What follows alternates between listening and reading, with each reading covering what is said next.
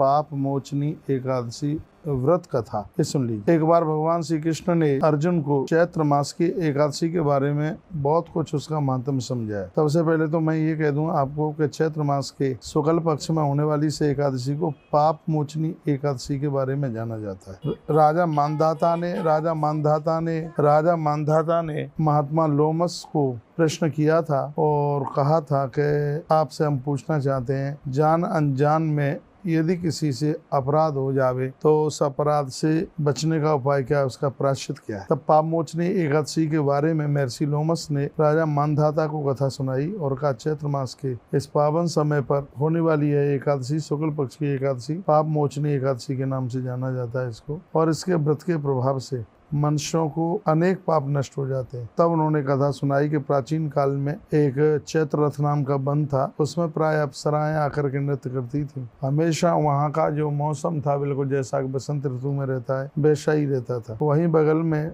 महात्मा च्यवन के जो पुत्र हैं जिनका नाम था मेधावी, वहीं वो तपस्या करते थे और भगवान महादेव के वो अनन्य भक्त थे। एक बार क्या हुआ, इंद्रलोक से एक अप्सरा चल करके आई जिसका नाम मंजू घोषा उस अप्सरा का नाम था। एक बार वह उस महात्मा के ऊपर मोहित होती हुई वह उनके पास में पहुंची। भगवान महादेव के परम भक्त महर्षि मेधावी को आकर्षण उनके प्रति हुआ और यहाँ तक के बताया गया 57 वर्ष तक वह उसके साथ स्त्री संग करते रहे। मंजू घोषा जब जब जाने का नाम लेती तब तब वह उसको रोक लेते। बार बार कहती थी कि मैं स्वर्ग जा रही हूँ, लेकिन वो महात्मा उसको रोक लेते थे। इस घटना को 57 वर्ष जब व्यतीत हो गई, एकाएक महात्मा को होश आया, अरे इस अप्सरा ने, इस स्त्री ने मेरे सभी पुण्यों को छीण कर दिया।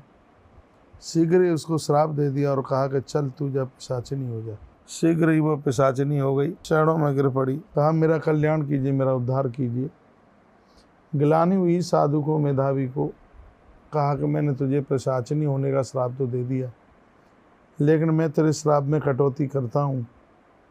चैत्र मास में पड़ने वाली पाप मोचनी एकादशी का तू व्रत करेगी तो तुझे इस अपराध से मुक्ति मिल जाएगी। उस अप्सरा ने एकादशी का व्रत किया और पाप मोचनी एकादशी की कृपा के द्वारा उसने पिशाचनी से मुक्ति पाई और वह देवलोक के लिए चली गई। महात्मा च्यवन के पुत्र मेधावी जिस समय घर आए तो उन्होंने अपने पिता को प्रणाम किया। पिता च्यवन ने अपने पुत्र को शक्तिहीन समझा और पूछा, बेटा लगता है तुझसे कोई अपराध हुआ है। तो मेधावी ने कहा कि ऐसे ऐसे मुझसे अपराध हुआ, 57 वर्ष तक मैं पराई नारी के चक्कर में मैं फंसा रहा, जिससे मैं तेजहीन मेरा हो गया है, मैं क्या करूं। तब महात्मा च्यवन ने सलाह दी, का पुत्र पाप मोचनी एकादशी का व्रत करने से संपूर्ण प्रकार के पाप नष्ट हो जाते हैं, पुण्यों की वृद्धि होती है। मंजू घोषा अप्सरा के द्वारा जो अपराध हुआ था महर्षि को, उन्होंने पाप मोचनी एकादशी का व्रत किया और उसके व्रत के प्रभाव से संपूर्ण अपराध हैं वो नष्ट हो गए और समय आने पर यह महापुरुष भगवत लोक को प्रस्थान कर गए। तो ऐसी है एकादशी जिसका मुहूर्त 27 तारीख को तो शाम को एकादशी शुरू हो रही है। उदिता में नहीं है 27 को, इसलिए 27 को नहीं मानी जाएगी। 28 तारीख को एकादशी उदिता तिथि में और शाम तक एकादशी है, इसलिए आप सभी भक्त लोग 28 तारीख को यानी आज 28 तारीख को एकादशी का व्रत करें। एकादशी